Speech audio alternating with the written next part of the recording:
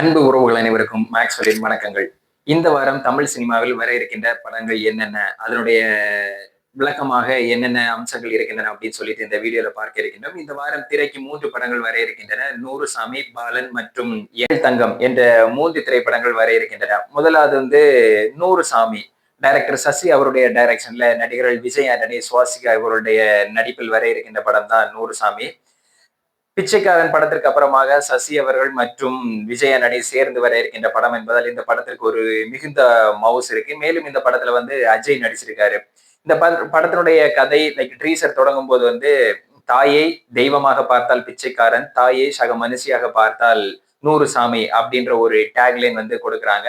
அப்புறம் trailer start ஆன உடனே மனிதனுக்கு 3 அடிப்படை தேவைகள் இருக்கின்றன. ஒன்று உணவு, இன்னொன்று உறக்கம், இன்னொன்று துணை. இந்த 3ம் அடிப்படை தேவையாக இருக்கின்றன அப்படின்னு சொல்லியிருக்காங்க. 2 மகன்களை வளர்த்தெடுத்த ஒரு தாய் தனக்கு தேவையான வயதில் ஒரு துணையை தேடிக் கொள்கிறார். அந்த துணையை தேடுவதால் அவர்களுக்குள் என்ன பிரச்சனைகள் வருகின்றது, மகனுக்கும் அவருக்கும் என்ன பிரச்சனைகள் வருகின்றது, இந்த சமுதாயம் அவரை எவ்வாறு பார்க்கின்றது அப்படின்னு சொல்லிட்டு விளக்கமாக கூறியிருக்கிறார் இந்த படத்தில். இந்த படம் ஒரு ட்ரூ ஸ்டோரியை பேஸா வச்சு எடுத்திருக்கதா சொல்லியிருக்காங்க. இந்த படத்திற்கு யாரு மியூசிக் போட்டிருக்கா அப்படி பார்த்தோன்னா பாலாஜி அவர் மியூசிக் போட்டிருக்காரு. இது அவருடைய முதல் படமாக இருக்கின்றது. மேலும் இந்த படத்துல சிறப்பு அம்சம்னா பிச்சைக்காரன் ஒரு சம ஹிட். அந்த ஹிட்டுக்கு அப்புறம் இந்த காம்போ திரும்ப சேர்ந்திருக்காங்க. இந்த படத்தை ப்ரொடியூஸ் பண்றதே விஜய் ஆண்டனி அவருடைய ப்ரொடக்ஷன் ஹவுஸ்ல தான் ப்ரொடியூஸ் பண்றாங்க. சோ இந்த படம் கண்டிப்பாக பிச்சைக்காரன் பார்த்துட்டு இந்த படம் பார்ப்பவர்களுக்கு கண்டிப்பாக இது ஒரு மிகுந்த வெற்றி அடையக்கூடிய படமாக இருக்கும் அப்படின்னு சொல்லிட்டு எதிர்பார்க்கிறாங்க சினிமா ரசிகர்கள். மேலும் இந்த படம் ஜூன் 19ஆம் தேதி திரைக்கு வர இருக்கின்றது. கண்டிப்பா எல்லாருமே தியேட்டர்ல போய் படம் பாருங்க. படத்தை பார்த்துட்டு உங்களுடைய கருத்துக்களை பதிவிடுங்கள். பாலன் கேவிஎன் புரொடக்ஷன் தயாரிப்பில் டைரக்டர் சிதம்பரம் அவருடைய டைரக்ஷன்ல வர இருக்கின்ற படம் தான் பாலன். யார் இந்த சிதம்பரம் அப்படின்னு சொல்லிட்டு பார்த்தோம்னா, நம்ம ரீசெண்டா பார்த்த மஞ்சுமல் பாய்ஸ் இந்த படத்தை இயக்கியவர் தான் இந்த சிதம்பரம். அப்புறம் இந்த படத்துக்கான கதையை எழுதியவர் யாருன்னு பார்த்தோம்னா ஜித்து மாதவன். இவர் யாருன்னு பார்த்தோம்னா ஆவேசம் படத்தினுடைய டைரக்டர். இவர் தான் இந்த படத்திற்கான கதையை எழுதியிருக்காரு. நம்ம ட்ரீசர்ல பார்க்கும்போது ஒரு மகன், ஒரு தாய்.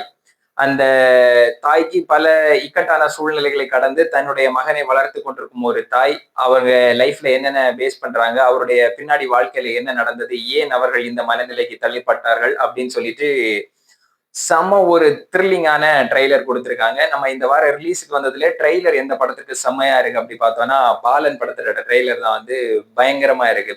பயங்கர த்ரில்லிங்கான ஒரு இதுவா இருக்கு. ஏன் இவங்க இதெல்லாம் பண்றாங்க அப்படின்னு சொல்லிட்டு கண்டுபிடிப்பதற்காக போலீஸ், இந்த பையன் யாரு, இந்த பையனுக்கு பின்னணி என்ன, இந்த அம்மா ஏன் இதை பண்றாங்க அப்படின்னு சொல்லிட்டு அனைத்தையும் கண்டுபிடிப்பதற்கான ஒரு மிகப்பெரிய ஒரு த்ரில்லிங்கான ஒரு செம த்ரில்லிங்கான ஒரு ட்ரெய்லர் கொடுத்திருக்காங்க இந்த பாலன் படத்துல.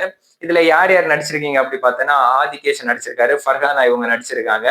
மேலும் இந்த படத்திற்கு இசை ஷூஷின் ஷாம் இவர் தான் இந்த படத்திற்கு இசை அமைச்சிருக்காரு. கேவிஎன் புரொடக்ஷன் தயாரிப்புல ஒரு மிக பயங்கரமான ஒரு பிரம்மாண்டமான படமாக, ஒரு மிகப்பெரிய வெற்றி படமாக, ஒரு லோ பட்ஜெட் படம் கண்டிப்பாக இவர்களுக்கு மிகப்பெரிய சக்சஸை கொடுக்கும் அப்படின்னு சொல்லிட்டு பார்க்கக்கூடிய படம் இந்த பாலன் படம். கண்டிப்பாக இந்த படத்தை அனைவரும் போய் தியேட்டர்ல பார்த்துட்டு உங்கள் கருத்துக்களை பதிவிடுங்கள். எங்கள் தங்கம் டைரக்டர் நந்தினி ரெட்டி அவருடைய டைரக்ஷன்ல சமந்தா முழுக்க முழுக்க ஒரு ஹீரோ லீடா நடிச்சிருக்காங்க இந்த படத்துல. இந்த படம் குடும்பம் சம்பந்தமான ஒரு குடும்பத்தை மையமாக வைத்து எடுக்கப்பட்ட படம். அந்த குடும்பத்திற்கு ஒரு பிரச்சனை வருகிறது. அந்த பிரச்சனை வரும்போது சமந்தா முன்னாடி நின்று அந்த பிரச்சனையை எவ்வாறு தீர்த்தார் அப்படின்னு சொல்லிட்டு தான் இந்த படத்தினுடைய கதை நகர்கிறது. மேலும் இந்த படத்துக்கு ஒரு பிளாஷ்பேக் வச்சிருக்காங்க. சமந்தா யார், எங்கு இருந்தார், என்னென்ன வேலைகளை செய்து கொண்டிருந்தார், அவர்கள் எந்த குரூப்பை சேர்ந்தவங்க அப்படின்னு சொல்லிட்டு இதற்கு ஒரு பிளாஷ்பேக் ஸ்டோரியும் வச்சிருக்காங்க. முழுக்க முழுக்க சமந்தா ஒரு ஆக்ஷன் ஹீரோயினா நடிச்சிருக்காங்க. முழுவதுமாக சமந்தாவை இந்த படத்தை தூக்கி சுமக்கிறார்கள்.